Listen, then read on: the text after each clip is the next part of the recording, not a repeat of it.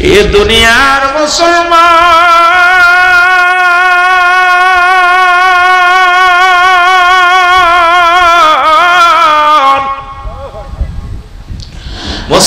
শুনে না, সালামা রাদিয়াল্লাহু তাআলা চোখের পানি ছেড়ে কাঁদতে ডাকতে বলে, মালিক আমি অপরাধী, আমার এই অপরাধের কথা যদি রাসূলুল্লাহকে আমার আল্লাহ জানায় দেয়, আমি আল্লাহর দরবারে কি জবাব দিব গো? আমি রাসূলের মুখ দেখাইব না। উনি কাঁদতে কাঁদতে চলে গেলেন। মুসলমান শোনেরা, দূর দূরান্তে চলে গেলেন, এমন একটা জায়গা চলে গেলেন, নির্জন এলাকার মধ্যে চলে গেলেন। ওখানে বয়ে বয়ে কান্দন অবস্থায় লম্বা সাহাবী, সাহাবীদের মধ্যে অনেক লম্বা ছিলেন, চেহারা সুরত অনেক সুন্দর ছিলেন। উনি নির্জন এলাকার মধ্যে যা চোখের পানি ছেড়ে কাঁদলেন। এমন কান্না পৃথিবীর মধ্যেও কান্না করতে করতে চোখের উনিশি দিয়া কালো হয়ে গেছে। সাহাবী শুধু কান্দে। একদিন নয়, দুদিন নয়, সপ্তাহ পার হয়ে গেল। রাসূলুল্লাহর কাছে জিবরিল মারফতে খবর আসলো, বলে হুজুর আপনি সাহাবীর দিকে একটু লক্ষ্য করেন, আপনি অমুক সাহাবীর দিকে লক্ষ্য করেন। নবীজি সাহাবীদেরকে ডাকতে বলেন, আমার সাহাবীরা রে, তোমরা কি আমার সালামা রাদিয়াল্লাহু তাআলাকে দেখছো? আজ কোন দিন আমার কদমের মধ্যে আসে না। আমি তোমাদের কাছে জানতে চাই, আমার সাহাবীর খবর নাও। তোমরা তার খবর জানোনি? সাহাবীর খবর নিতে লাগলেন। কেউ তার সন্ধান দিতে পারলেন না, কেউ তার সন্ধান পায় না, খবর পায় না, কোথায় গেছে, কোন জায়গা আছে, কি হালাতে আছে, কেউ বলতে পারে না। আমার নবী বললেন, সাহাবীরা রে, তোমরা খোঁজো, মক্কা মদিনার জমিনে অলি গলির মধ্যে খোঁজো। আমার সাহাবী তো আমার ট্রেয়া থাকতে পারে না, আমার পাগল সাহাবী তো আমার প্রেমের ইশকে দেওয়ানা। তাড়াতাড়ি তারে খোঁজো, জোরে জোরে চিল্লায়া বলা যাবে না আমার আবা। সাহাবীরা খুঁজে পেলেন না, সাহাবীরা খুঁজে পেলেন না। আল্লাহর নবী এসে হুকুম দিলেন হযরত উমর ফারুক রাদিয়াল্লাহু তাআলা আনহুকে। হযরত উমর ফারুককে ডাকতে বলেন, হে উমর শোনো, তোমাকে আমি একটা হুকুম দিতেছি। হুকুমটা হলো, আমার অমুক সাহাবীকে খুঁজে বাইর করো, কোথায় গেছে, কোন হালাত আছে, একটু খবর নাও। হযরত উমর ফারুক রাদিয়াল্লাহু তাআলা আনহু উনিও পাগলের মতো খোঁজা শুরু করলেন, কিন্তু আল্লাহর নবীর সাহাবীর কোনো খোঁজ পেলেন না। খুঁজতে খুঁজতে পাহাড়ি অঞ্চলের মধ্যে গেলেন। হযরত উমর ফারুক রাদিয়াল্লাহু তাআলা আনহু উনি দেখলেন কিছু লোক ওই পাহাড়ি অঞ্চলে মেষ চড়ায়। ডাক দিয়ে বলে, রাখালিরা রে, আমি তোমাদের কাছে জানতে চাই, তোমরা কি কেউ হযরত সালামা রাদিয়াল্লাহু তাআলা আনহুকে দেখছো? জোরে জোরে চিল্লায়া বলা যাবে না মারহাবা। বলে, আমরা চিনি না, এমন কোন নাম, কোন সাহাবীর নাম জানি না, তবে এক কান্দনগত লোকরে আমরা দেখেছি। সুবহানাল্লাহ বলেন। কান্দনগত লোককে আমরা দেখেছি। হযরত উমর ফারুক রাদিয়াল্লাহু তাআলা আনহু ডাকতে বলে, ভাই লোকটা কান্দন অবস্থায় দেখেছেন, লোকটা দেখতে শুনতে কেমন? বলে, লম্বা চওড়া, অনেক বড়, লোকটা চেহারা অনেক সুন্দর, তার মুখের আকৃতি এইরকম, তার দাড়ির আকৃতি এমন, তার ব্যবহার এমন, কিন্তু সে তো শুধু কান্দে, হাত উঠায়া উঠায়া চোখের পানি। আমরা একটা স্বপ্ন দেখি না,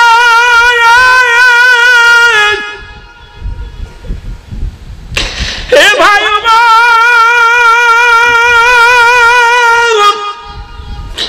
আমরা তার চিনি না, তবে কান্দে এমন কান্না জড়িত রে, এই মহল্লার মানুষ এমন কান্না আমরা আগে পরে কখনো দেখি না।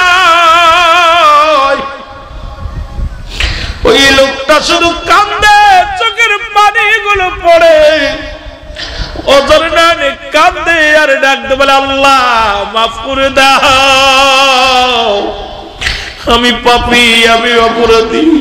আমার পাপের কথা যদি নবী জেনে যায়, আমার নবীর দরবারে আমি কি মুখ নিয়ে আল্লাহ নবীর দরবারে দাঁড়াইব? আমার পাপের কথা যদি আল্লাহ তুমি যদি মানুষকে জানায় দাও, আল্লাহ আমার এই চোখ দিয়ে আমি বেগানা মহিলার গোসল করা দেখেছি। আজকে দেখলাম আজ 2টা দিন রমজান শেষ হলো, মাহে রমজান মাস শেষ হলো, আজকেও দেখলাম আসার পথে যে পরিমাণ নারী রাস্তাঘাটে একটা মেয়ের মাথায় কাপড় নাই, গায়ে পাতলা কাপড় পরিধান করে মুসলমানের মেয়েরা বেপরদায় বেপরোয়া ভাবে চলাফেরা করে। আরে আল্লাহর ভয় কি তোদের অন্তরে নাই? মরণের ভয় কি তোদের অন্তরে নাই? যদি অন্তরের ভিতরে মরণের ভয় থাকতো এই রকম রাস্তা দিয়ে খোলামেলা বেড়াইতে পারতি না। আজকে এই সারা মাস রোজা রাখলি, সারা মাস শয়তানকে পাকড়াও করা ছিল, তার হাত শিকল দিয়ে বন্দী করা ছিল, জাহান্নামের দরজাগুলো বন্ধ ছিল, জান্নাতের দরজাগুলো খোলা ছিল। কিন্তু এই দাউসগুলো আজকে তোমরা তোমাদের বিবিগুলো নিয়ে, তোমাদের শালীগুলো নিয়ে, তোমরা বেগানা বেগানা পুরুষদেরকে নিয়ে, বেগানা মহিলাদেরকে নিয়ে রাস্তাঘাটে ঘোরাফেরা করলা, সারা মাস সিয়াম সাধনা করে যেটুক নেকি কামাইলা সব বরবাদ করে দিলা। একবারও কি মরণের চিন্তা নাই? একবারও কি কবরের চিন্তা নাই? একবারও কি তোমাদের অন্তরের ভিতরে দুনিয়ার মুসলমান, একবারও কি তোমাদের অন্তরের ভিতরে জাহান্নামের ভয় ঢোকে নাই? এই দুনিয়াটা চিরস্থায়ী নয়, আবাদান আবাদান চিরস্থায়ী হবে কবরখানা। যে দেশে গেলে মানুষ আর কোনোদিন ফিরে আসবে না, যে দেশে গেলে মানুষ আসা সম্ভব নয়, সেই দেশের চিন্তা যার অন্তরের ভিতরে ঢুকেছে, সে নামাজ ছাড়তে পারে না, বেপরদায় চলতে পারে না, হারাম খাইতে পারে না, এই দুনিয়ার মধ্যে হালাল করে বান্দা হয়ে যাবে। এই জন্য মুসলমান শোনো, আল্লাহ ডাকতে বলে ইয়া আইয়ুহাল্লাযীনা আমানু, আল্লাহ ঈমানদারদের ডাকছে। আল্লাহ যদি বলতে আইয়ুহান নাস, ও ঈমানদাররা ডাকছে, আল্লাহ নাস ডাকে নাই। নাস শব্দের অর্থ মানুষ। এই মানুষের মধ্যে একটা দল আছে যারা সদা সর্বদা ঈমানদার মুত্তাকিন। আল্লাহ কয় শুনে নাও, শুনে নাও ঈমানদারেরা, বিশ্বাসীরা শোনো, আদখুলু ফিস সিলমি কাফা, পরিপূর্ণভাবে প্রবেশ করো, দাখিল হও। কিসের মধ্যে? ইসলামের মধ্যে। ইসলামের আবিধানিক কত হলো 80 থেকে 82টা। ইসলামের অর্থ যদি মানতা, ও মুসলমান শুনে নাও, ইসলামের অর্থ যদি তুমি মানো, ইসলাম মানে নারীর সতীত্ব পাহারা দিয়া, ইসলাম মানে নিজে না কর্ণ রেখানো, ইসলাম মানে একত্ববাদ, ইসলাম মানে শান্তি, ইসলাম মানে আত্মসমর্পণ, ইসলাম মানে নিজের দুঃখে থেকে অন্যের সুখে রাখা। আজকে ইসলামের মধ্যে ঢুকছো দাড়ি টুপি লাগাইয়া, আজকে সমাজ নষ্ট করো। শোনো, এই দাড়ির মধ্যে ইসলাম ঢুকাইছো, টুপির মধ্যে ইসলাম ঢুকাইছো, কলবের মধ্যে ইসলাম নাই, তোমার মনের মধ্যে ইসলাম নাই। এই জন্য ইমানি জজবা নাই। আজকে ইসলামের বিধান মানো, মানো নয়, বলো মুসলমানদের ধর্মটা ভালো না। আমি বলে যাই, মুসলমান যদি ধর্ম ভালো না লাগে, সঙ্গে সঙ্গে চেঞ্জ করে ভালো মুসলমান হওয়ার দরকার নাই। তুমি যে কোনো ধর্মের মধ্যে দাখিল হয়ে যাও, তোমাকে তো জোর করে ইসলামের মধ্যে আনা হয় নাই। ইসলামের মধ্যে আসলে ইসলামের বিধান মানা লাগবে। জোরে জোরে চিল্লায় বলেন ঠিক কিনা? ইসলামের মধ্যে ঢুকবা নামে নামে, নামে নামে ইচ্ছা মতো নামাজ ছাড়বা, ইচ্ছা মতো হজ করবে, ইচ্ছা মতো যাকাত দিবা, ইচ্ছা হলে দাড়ি রাখবা, ইচ্ছা করলে দাড়ি ছাড়িয়ে ফেলবা। এ পাইছো কি? পর্দা করবা, বুড়া হইলে নামাজ পড়বো, ভাল লাগে না চলে যা। তোরে কে বলছে মুসলমান হতে? খ্রিস্টান হয়ে যা, ইহুদি হয়ে যা, নাসারা হয়ে যা, দরকার নাই। মুসলমান হয়ে থাকতে লাগলে ইসলামের বিধান মানা লাগবে। যেন বলেন ঠিক কিনা? নামাজ পড়া লাগবে, শরীয়তের বিধান মানা লাগবে, ইসলামের বিধান মানা লাগবে। নামাজ, রোজা, হজ, যাকাত, কালেমা, নামাজ, রোজা, হজ, যাকাত, ইসলাম, ঈমান, ইহসান, কালেমা, নামাজ, রোজা, হজ, যাকাত, শরীয়ত, তরিকত, হাকিকত, মারিফাত, এই বিধান মানবি না, তোর মুসলমান থাকার দরকার নাই, হয়ে যাও মুসলিম। যেন বলেন ঠিক কিনা? হযরত ওমর ফারুক বললেন, কি অবস্থায় দেখলা? বলে তার ঘটনা এইরকম, দেখতে শুনতে এইরকম। বলে আমাকে নিয়ে যাও, নিশ্চিত আমার নবীর সাহাবী। সে কেন কান্দন করছে? সে তো কোনো অপরাধ করে নাই, কোনো ভুল করে নাই, তবে সে কেন কাঁদছে? হযরত ওমর ফারুক গুটি গুটি পায়ে চলে গেলেন। মুসলমান হযরতে সালাবা রাদিয়াল্লাহু তাআলা আনহুর কদমের মধ্যে চলে গেলেন। বলেন সালাম দিলেন, আসসালামু আলাইকুম ভাই। বলে ওয়ালাইকুম আসসালাম। ভাই ওমর আপনি আসছেন? হযরত ওমর ফারুক বলে, তোমাকে তো নবীজি খুঁজছে, তোমাকে তো পাওয়া যায় না। নবীজি তোমার কি করছে? খুঁজতেছে। বলে আগে বলো আমার নবীর কাছে আমার বিরুদ্ধে কোনো আয়াত নাজিল হয়েছে কিনা, আমার বিরুদ্ধে কোনো হাদিসের কথা নবীজি বলছে কিনা, আমার বিরুদ্ধে কোনো অভিযোগ তোমাদের কাছে বলছে কিনা। বলে সারাবারে তুমি কি বলতে চাও?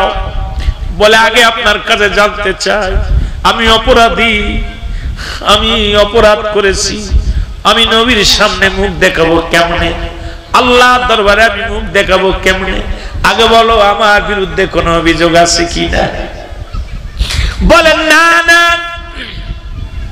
উনাকে উঠাইতে গেলেন, উঠতে পারে না, গায়ের মধ্যে কোনো বল নাই। আল্লাহর নবীর সাহাবী হযরত উমর ফারুক রাদিয়াল্লাহু তাআলা আনহু ডাক দিলেন রাখালদেরকে, রাখালেরা রে আয় আয়, এই লোকটাকে উঠাও। লোকেরা বলল ভাই, এ ভাই উমর, এই লোকটা কান্দন অবস্থায় দীর্ঘদিন, কয়টা দিন যাবত এখানে পড়ে আছে, তার খোদা খানা খায় না, শুধু কান্দে। কান্না দেখে আমরা কি করলাম, আমরা বকরি থেকে দুধ দহন করলাম, এটা একটা পাতিলের মধ্যে নিয়ে ওনার হাতের মধ্যে দিলাম।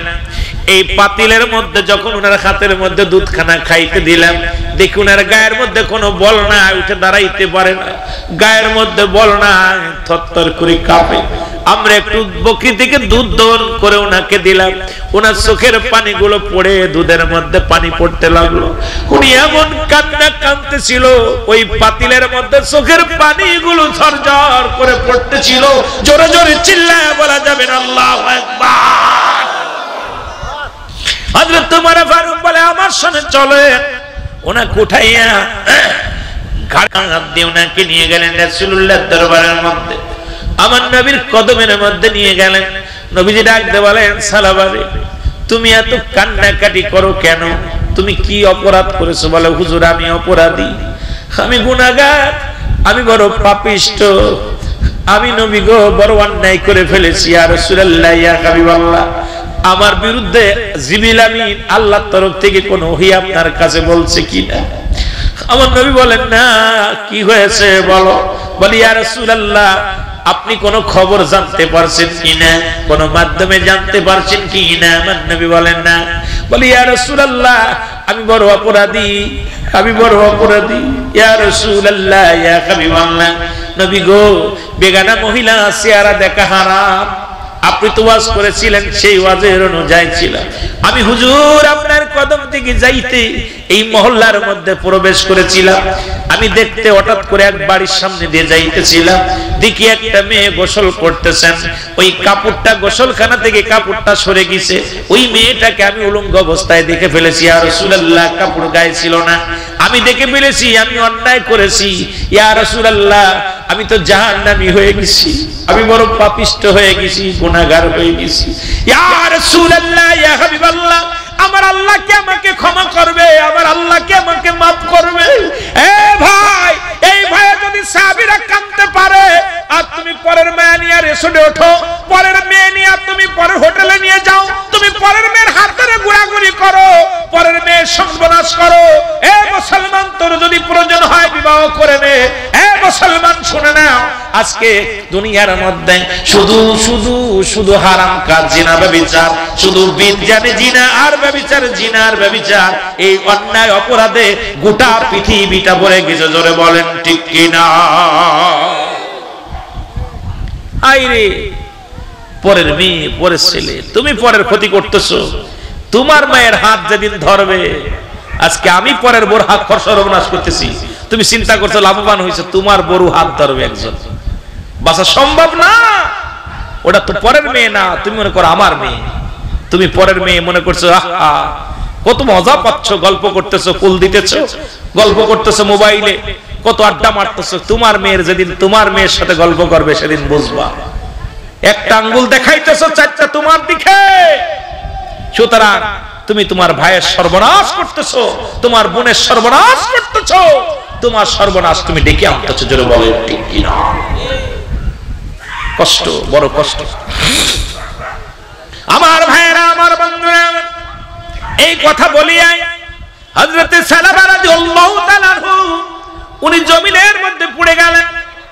নবীজি বললেন আমার সাহাবীরা রে, তোমরা তোমার ভাইয়ের জন্য দোয়া করো, তোমার ভাই আর দুনিয়ার মধ্যে বেশিক্ষণ নাই। আল্লাহু আকবার বলেন। তাড়াতাড়ি দোয়া করো। নবীর সাহাবীরা পাশে দাঁড়ায়া দোয়া করতে লাগলেন। কিছুক্ষণের মধ্যে আজরাইল আলাইহিস সালাম জমিনের মধ্যে আগমন করলেন।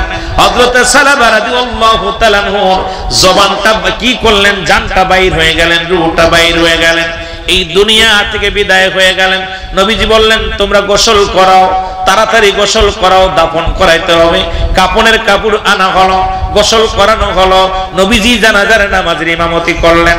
ইমামতি করে বললেন তোমরা তোমার ভাইয়ের লাশখানা কাঁধে নাও, ওই না জান্নাতুল বাকির মধ্যে রওনা হয়ে যাও, ওখানে তাকে দাফন করা হবে। মুসলমান শুনে নেন, দিলের কান্ডা লাগান, শুনে নেন। এবার যখন সাহাবীরা লাশখানা কাঁধের মধ্যে নিয়ে জানাজার নামাজ পড়ায়া যখন গোরস্থানের দিকে রওনা হয়ে গেছে, এ মুসলমান শুনে নাও, দিলের কান্ডা লাগা, শোনো। আল্লাহ নবী আস্তে আস্তে করে হাঁটে। হযরত উমর ফারুক রাদিয়াল্লাহু তাআলা নবীকে ডাকতে বলে ইয়া রাসূলুল্লাহ, ইয়া হাবিবাল্লাহ, বেয়াদবি মাফ করবেন, আমি আপনার কাছে কিছু জানতে চাই।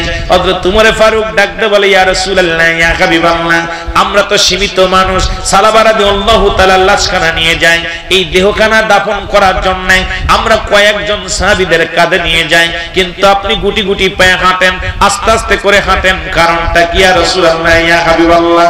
আমার নবী মিষ্টি একটা হাসি দিয়ে বলেন সাহাবীরে, তোমরা দেখছো গুটি গুটি কয়েকজন গুটি মানুষ, না রে সাহাবী না, তুমি শুনে নাও, আমার সালাবার জানা যায় অসংখ্য ফেরেশতা, ওই আসমানের ফেরেশতা আমার সালাবার জানা যায় হাজির হয়ে গেছে। জোরে জোরে চিল্লায় বলেন মারহাবা।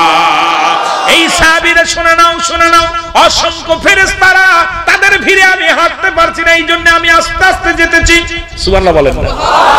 অসংখ্য ফেরেশতারা আমার সালাবার জানাজে হাজির হয়ে গেছে, তার দোয়ার জন্য, মাগফিরাতের জন্য অসংখ্য ফেরেশতারা দোয়ায় শরীক হয়ে গেছে। আমি নবী এই জন্য আস্তে আস্তে করে রওনা দিয়েছি, আস্তে আস্তে করে হাঁটি। এ মুসলমান এমন সময় জিবরিল আমিন এসে বলে ইয়া রাসূলুল্লাহ, ইয়া হাবিবাল্লাহ, পৃথিবীতে একমাত্র আপনার সালাবা শুধু এক নজর বেগানা মহিলা আর ওই উলঙ্গ অবস্থায় গোসল করা দেখে ফেলেছে, এর জন্য কান্দনগত অবস্থায় জীবনটা দিয়ে গেছে। ইয়া রাসূলুল্লাহ, ইয়া হাবিবাল্লাহ, আমার আল্লাহ রাব্বুল আলামিন হুকুম দিয়েছে অসংখ্য ফেরেশতারা তারা জান্নাতটাকে সুসজ্জিত করতেছে, অসংখ্য ফেরেশতারা অপেক্ষা আছে আপনার সালাবাকে স্বাগতম জানাইয়া দুলহান দুলানির মতো, যেমন বাসর ঘরে দুলহান দুলানি থাকে।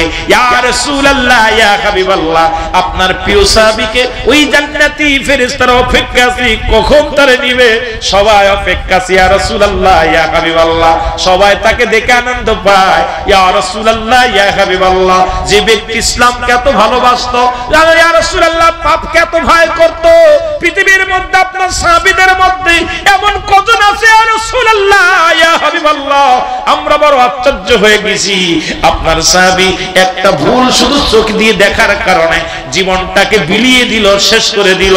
এত ভয়, এত মহব্বত, এত আন্তরিকতা ইয়া রাসূলুল্লাহর কারণে আমার আল্লাহ একটা নয়, দুটি নয়, আল্লাহ তাআলা 8টা জান্নাতি দরজা খুলে রাখছি ইমানদারদের জন্য, যেমন খুলে রাখছে আল্লাহ নিজেই তো ঘোষণা করেন বিসমিল্লাহির রাহমানির রহিম উ'ইদ্দাতুল মুমিনিন।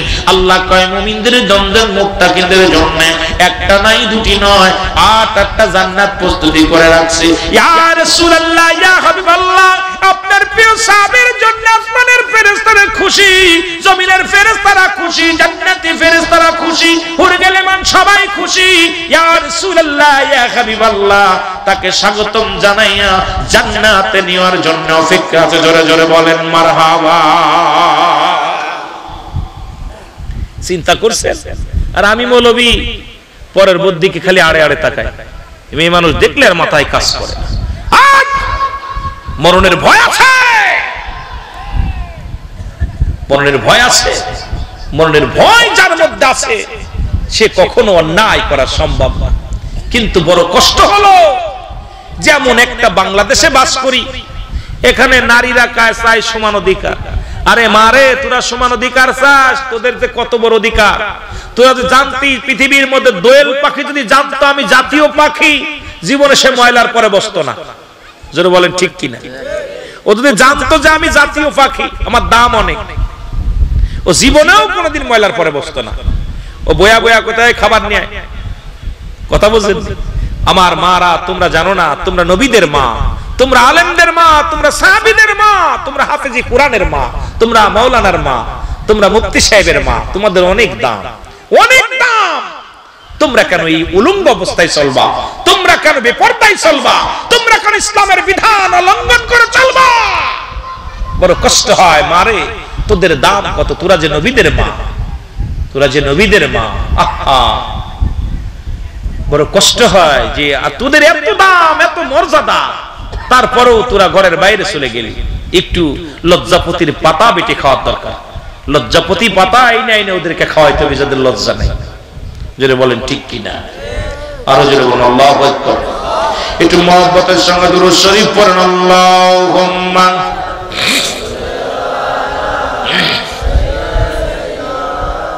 আয় হায় ওয়ালা আলি সাইয়্যিদিনা, ওরে সালাতু সালাম জানাই, সালাতু সালাম জানাই আপনার পরে ও নবী গো, আমরা গুনাহগার। বলেন আমরা গুনাহগার গো নবী, আমরা গুনাহগার। বলো আমরা গুনাহ, আরো জোরে বলেন আমরা গুনাহগার গো নবী, আমরা গুনাহগার ও নবী গো। সালাতু সালাম জানাই, সালাতু সালাম জানাই আপনার পরে ও নবী গো। ও নবী ও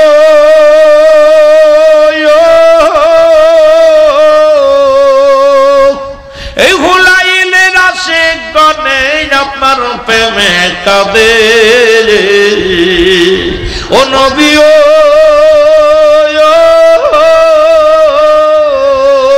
এই বালিয়া কান্দির আশিক গনে আপনার প্রেমে কাঁদে। দেখা দাও গো দয়াল নবী, দেখা দাও গো দয়াল নবী, একটি বার আমারে ও নবী গো। আরো জোরে বলেন আমরা গুনাহগার গো নবী, আমরা গুনাহগার। বলো আমরা গুনাহগার গো নবী, ও নবী গো।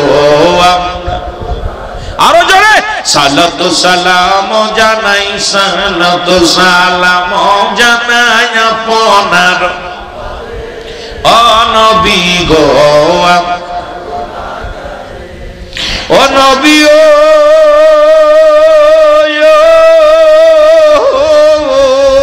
আপনি তো আল্লাহর প্রিয় এই না জগতে, আপনি তো আল্লাহর প্রিয় এই না জগতে।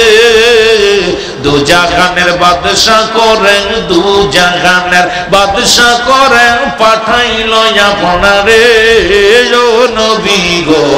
আমরা আরো জোরে বলেন আমরা গুনাহগার গো নবী, আমরা গুনাহগার।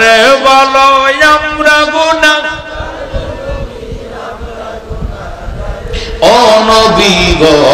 আমরা সালাতু সালাম জানাই, সালাতু সালাম জানাই আপনার পরে ও নবী গো।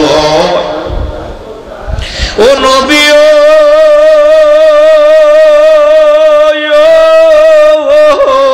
সব নবীদের নবী আপনি, রহমতের ভিড়ালা। ও নবী ও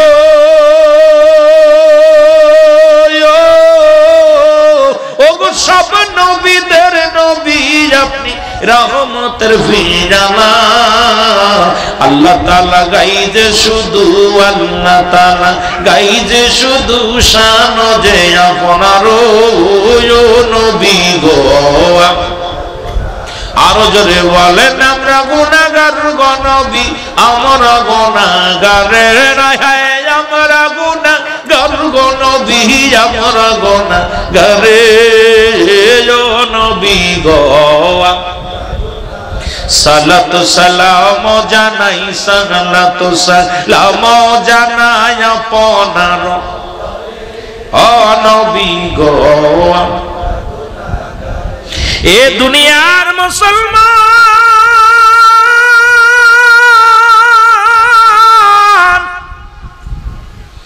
নবীর একজন প্রিয় সাহাবী যুবক সাহাবী রে আজকে যুবকদের সমাজ যুব সমাজের উদ্যোগের মাহফিল নবীর কাছে এসে বলে ইয়া রাসূলুল্লাহ ইয়া হাবিবাল্লাহ নবী গো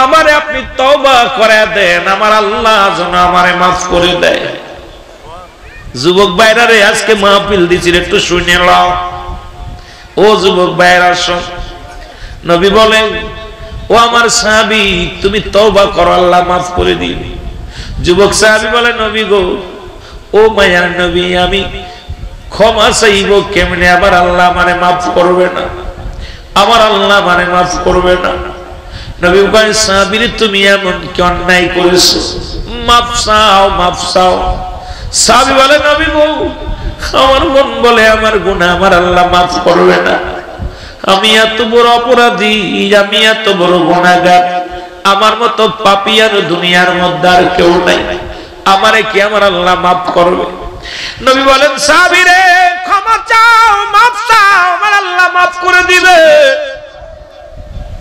সাহাবী কাঁদে ও যুবক কাঁদে শুধু কাঁদে আর কাঁদে নবী বলেন যুবক রে তুমি কেমন কি অন্যায় করেছো নবী গো এই মক্কা মদিনার জমিনে মক্কা মদিনার জমিনে কাপনের কাপড় চুরি হতো নবী গো কবর থেকে মানুষের লাশের কাপনের কাপড় চুরি হতো নবী গো নবী কয় হ্যাঁ ও সাহাবী ও যুবক কি বলতে চাও বলো হুজুর ওই কবর থেকে কাপনের কাপড় চুরি হতো ওই কাপনের কাপড়গুলো আমি চুরি করেছি ইয়া রাসূলুল্লাহ ইয়া হাবিবাল্লাহ নবী ডাকতে বলে যুবক রে দুনিয়ার মধ্যে আর কোনো কাজ পাও নাই তুমি শুধু ওই মরা মানুষের শেষ টুকরা শেষ সম্বল হলো কাপনের কাপড় এটা তুমি চুরি করেছো তুমি কি একবার মুসলমান শুনে নাও তোমার কি একবার চিন্তা হয় না কেন তুমি কাপড়ের কাপড় চুরি করলা দুনিয়ার মধ্যে কি আর কোনো কাজ পাও না যুবক বলে ইয়া রাসূলুল্লাহ আল্লাহ কি আমারে maaf করবে আমার আল্লাহ কি আমারে maaf করবে নবী বললেন যুবক রে তবে তুমি আল্লাহর কাছে তওবা করো maaf চাও আমার আল্লাহ তোমারে maaf করে দিবে যুবক বলে নবী গো আমার মন বলে আমার গুনাহ আমার আল্লাহ maaf করবে না নবী কয় যুবক রে maaf চাও যুবক রে তুমি maaf চাও কেন নবী গো আমি শুধু কাপনের কাপড় চুরি করি নাই অনেক দিন যাবত মক্কা মদিনায় কোন কাপনের কাপড় চুরি কোন বিগত কোন মানুষ ইন্তেকাল করে না আমিও কাপনের কাপড় চুরি করতে পারি না নবী গো আমি অপেক্ষা আছি কখন মানুষ মারা যাবে রে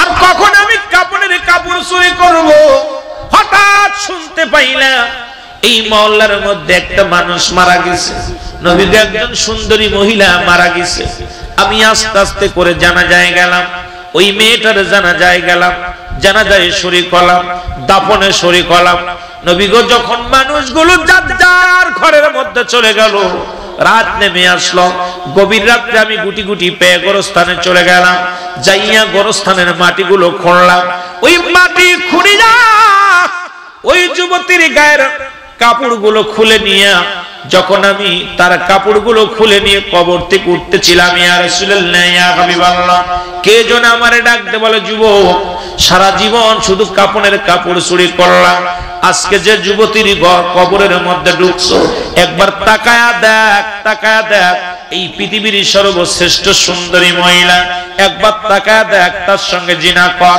পৃথিবীর কেউ তোরে বাধা দিবে না পৃথিবীর কোন মানুষ জানবে না তুমি অন্যায় কর তখন আমি সঙ্গে সঙ্গে ওই যুবতীর মুখের দিকে তাকাইলাম, ইয়া রাসূলুল্লাহ, ইয়া হাবিবাল্লাহ, দেখে আমি তার রূপ যৌবন দেখে পাগল হয়ে গেলাম। সঙ্গে সঙ্গে ওই মরা মানুষের সঙ্গে কবরের ভিতরে জিনা করলাম।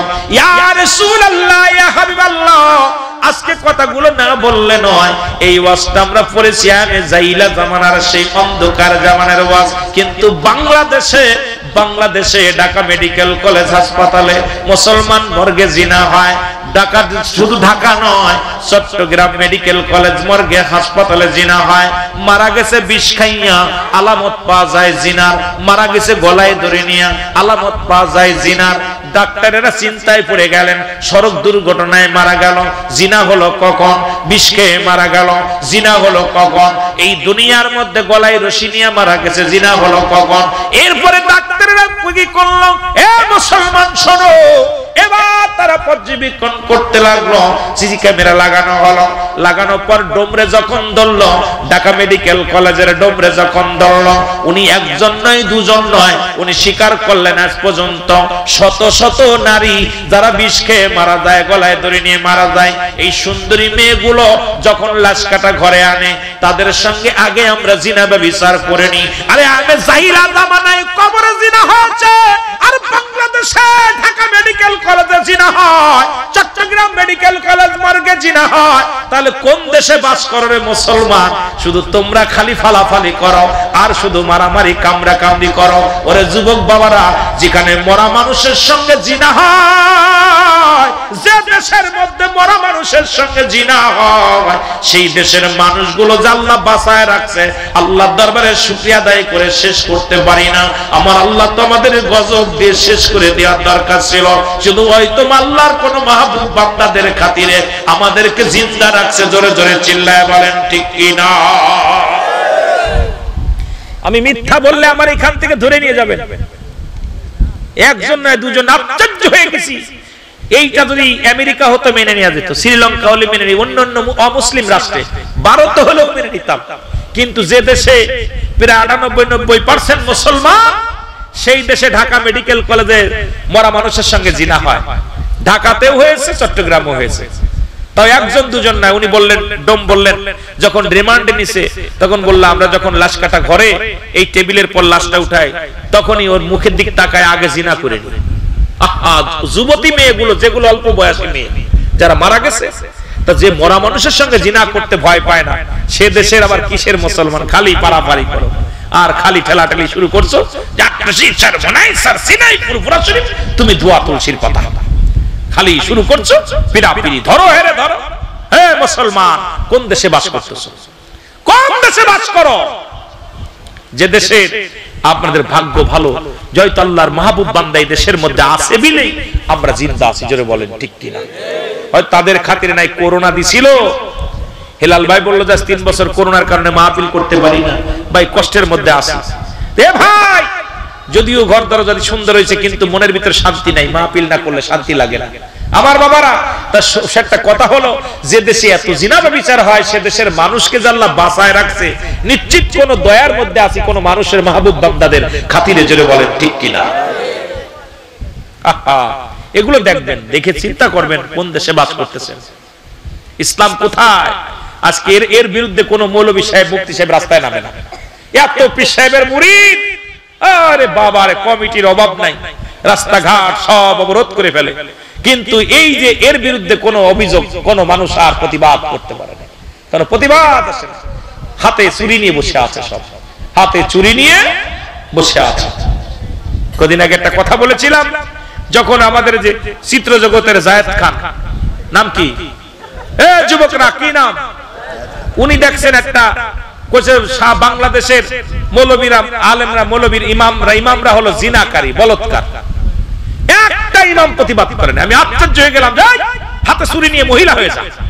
বাংলাদেশের যতগুলো মসজিদ আছে, প্রতিটি ইমাম যদি রাস্তায় নামে, তুই তো নিজেই নগণ্য। জায়েদ খানকে ভালো মানুষ, যে চিত্র জগতে প্রোগ্রাম করে, সে কি চরিত্র ভালো তার?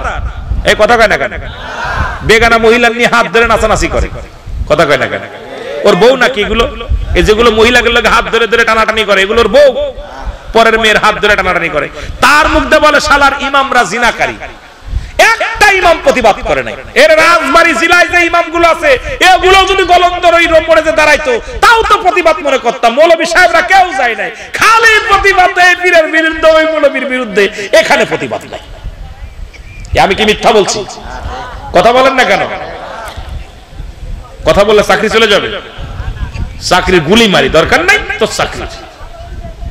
এই পাশে কোন পণ্ডিতের ওয়াজ করে ধরে নিয়ে আমার কাছে ওয়াজ করুক, এই জায়গা ধরে নিয়ে ওয়াজ করুক। বিশেষ করে এই জন্য বলতেছিলাম, আমি আশ্চর্য হয়ে গেছি যে একজন খারাপ মানুষের জবান দিয়ে আলেমদের বিরুদ্ধে কথা হয়, সেখানে প্রতিবাদ নাই। প্রতিবাদ আমার জন্য আপনারা মরে যাচ্ছেন, শহীদ হয়ে যাচ্ছেন। ওরে বাবার, নেতার জন্য জীবন এই রকম দিচ্ছে বুকে দাঁড়ায়, কিন্তু ইসলামের জন্য, আলেমদের জন্য মায়া নাই। এদেশ ইসলাম, আল্লাহ এই জন্য মায়া আছে আল্লাহর ওলিদের, যারা এই পৃথিবীর মধ্যে ইসলামের বাণী প্রচার করেছে। জোরে বলেন ঠিক কিনা? আরো জোরে বলেন ঠিক কিনা? আল্লাহ নবী ডাকতে বলে যুবক, তারপরে কি হলো বলে, ইয়া রাসূলুল্লাহ, ইয়া হাবিবাল্লাহ, আমি কবরের মধ্যে জিনা করে লাফ দিয়ে উঠলাম, মনে আসেনি?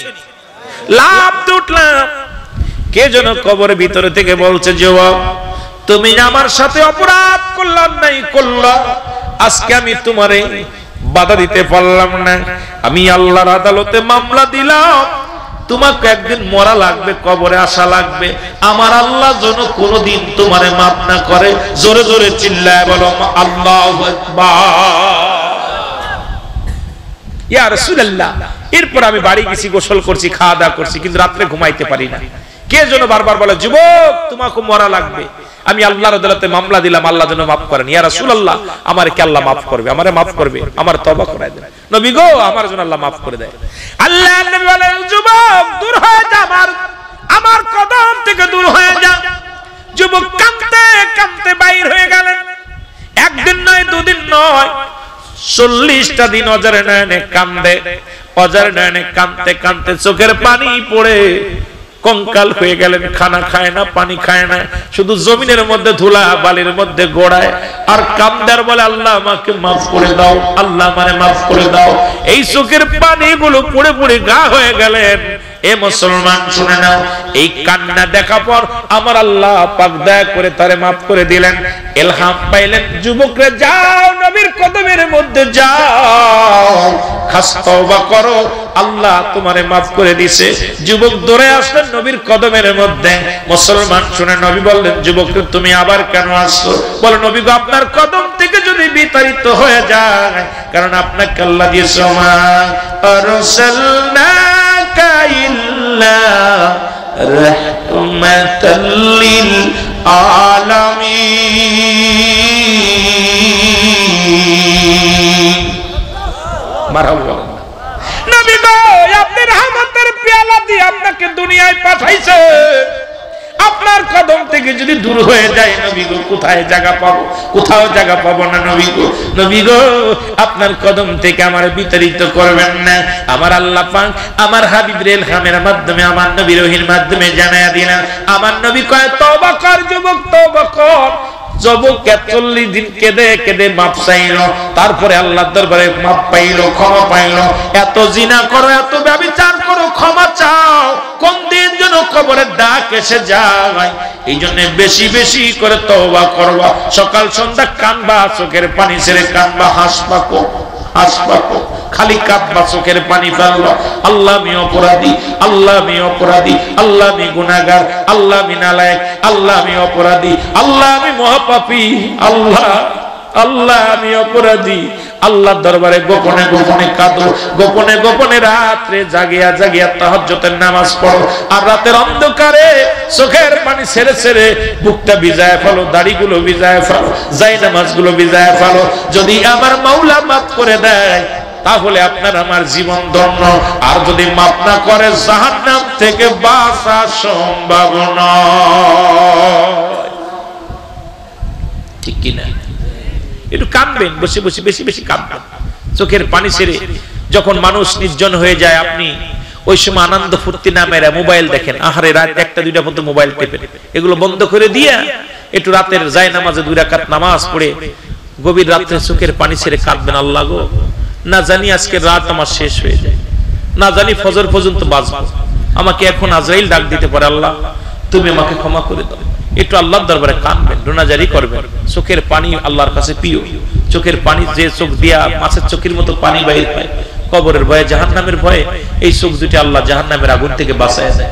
এই জন্য বেশি বেশি কাঁদবেন। চোখ দুটা দিছে আল্লাহ কান্দার জন্য, অন্তর থেকে কাঁদবেন বসে বসে। রাত্রে কেউ দরকার নাই, রাত্রে মসজিদে চলে যাবেন। রাত্রে বিবি শুয়ে আছে, আপনি ওযুটা করে মসজিদে টুক করে উঠে যায় নামাজটা বিছায় আল্লাহর দরবারে সিজদায় করে কাঁদবেন, আল্লাহ আমি অপরাধী, আল্লাহ গো আমি অপরাধী। এই দুনিয়া তো কদিন থাকবো আমরা, 40 বছর 50 বছর 60 বছরের জিন্দেগি আমরা বাঁচবো, কিন্তু যেখানে চিরদিন আবাদান আবাদান চিরস্থায়ী থাকতে হবে, সেই ঘরের পুঁজি যেন আল্লাহ করে যাওয়ার তৌফিক দান করে। সকল বলুন আমিন। আরো জোরে বলেন আমিন।